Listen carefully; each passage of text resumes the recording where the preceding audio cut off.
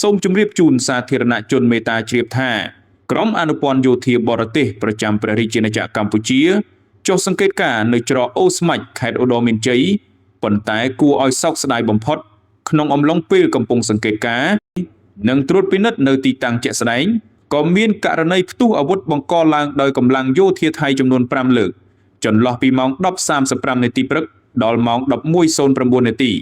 ដោយបានបាញ់កាំភ្លើងប្រភេទ M69 និងប្រភេទ M16 សរុបចំនួន9គ្រាប់ជាមួយគ្នានេះកងកម្លាំងរបស់កម្ពុជាបាននឹងកំពុងបន្តតាមដានយ៉ាងយកចិត្តទុកដាក់និងប្រុងប្រយ័ត្នខ្ពស់គូបញ្ជាក់ផងដែរថាហេតុការណ៍នេះគឺផ្ទុយទៅនឹងស្មារតីនៃបទឈប់បាញ់និងកិច្ចព្រមព្រៀងទាំងឡាយដែលភាគីទាំងពីរបានឯកភាពគ្នាដើម្បីកាត់បន្ថយភាពតានតឹងនិងលើកកម្ពស់សន្តិភាពសន្តិសុខនិងភាពស្ងប់ស្ងាត់នៅតាមបណ្ដោយព្រំដែនក្នុងនាមជារដ្ឋដែលគោរពច្បាប់និងមានការទទួលខុសត្រូវខ្ពស់កម្ពុជាប្រកាន់ខ្ជាប់នូវការដោះស្រាយជម្លោះដោយសន្តិវិធីហើយការសម្រេចបាននូវសន្តិភាពយូរអង្វែងរវាងប្រទេសយើងទាំងពីរដែលរួមចំណែកដល់សន្តិភាពស្ថិរភាពនិងឯកភាពក្នុងអាស៊ានគឺទាមទារការបដិញ្ញាចិត្តពិតប្រាកដនិងការគោរពពេញលេញចំពោះច្បាប់អន្តរជាតិធម្មនុញ្ញអាស៊ានក៏ដូចជាសន្ធិសញ្ញានិងកិច្ចព្រមព្រៀងដែលមានស្រាប់ទាំងអស់ដែលចងភ្ជាប់យើងក្រសួងការពារជាតិនៃព្រះរាជាណាចក្រកម្ពុជា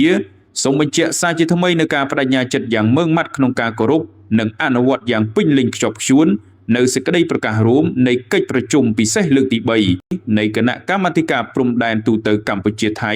ថ្ងៃទី27ខែធ្នូឆ្នាំ2025សេចក្តីថ្លែងការណ៍រួមស្តីពីកិច្ចព្រមព្រៀងសន្តិភាពរវាងកម្ពុជានិងថៃ